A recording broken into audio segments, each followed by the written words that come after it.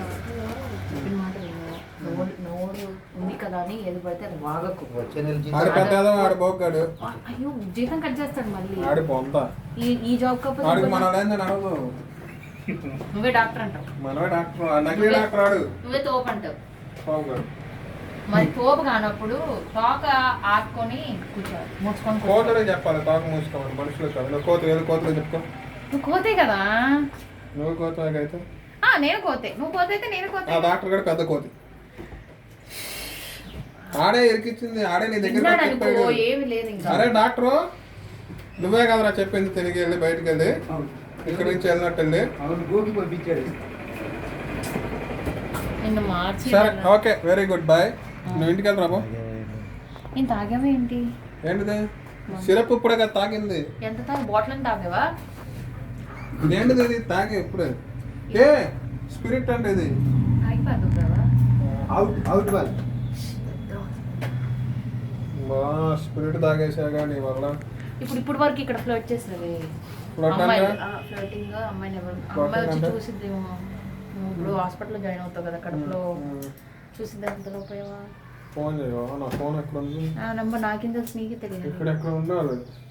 అదే ఇది ఫోన్ కదా, ఫోన్ చేయి. కాదు ఇదిగో నెంబరు చెయ్యవా? కొంచెం చూడమనవా? చూడమనవా?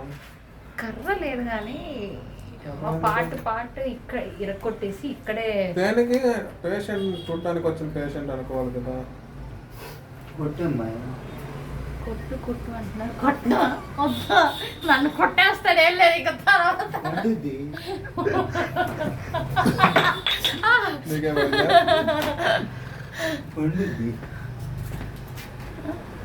ఏంటి నువ్వు ఇలా తాగేవేంటి? నేను తాగబోతు కాదు, మందు తాగేవాడిని అంతే. తాగబోతుడు వేరు. మందు తాగి ఉండే తాగబోతు అంటారు. మరి మందు తాగేవాడు అంటారు. ఈ ఎకసకాలకి ఎదవ డైలాగులకి ఏం తక్కువ లేదు. చేసే అన్ని ఎదో పనులే, ఎదో మాటలు, అంతేగా. సరే ఎలా మార్చాలో అర్థం కావట్లేదు. మనుషులు మారుతారు అనేది అపోహ. అప్పు చేసి దీని గురించి నాకు వచ్చి చెప్పేది ఈ అమ్మాయి. బాగుంది, హైలైట్ చేయండి అయ్యా.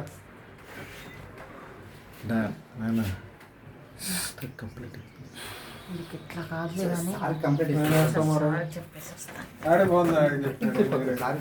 నువ్వు ఇలా మారో గానీ మీ సార్కే చెప్తే గానీ నువ్వు సెట్ అవ్వవు. ఏదో ఒక ఇంజక్షన్ చేసేసి ఏదో చేసి పంపిస్తా. Very good.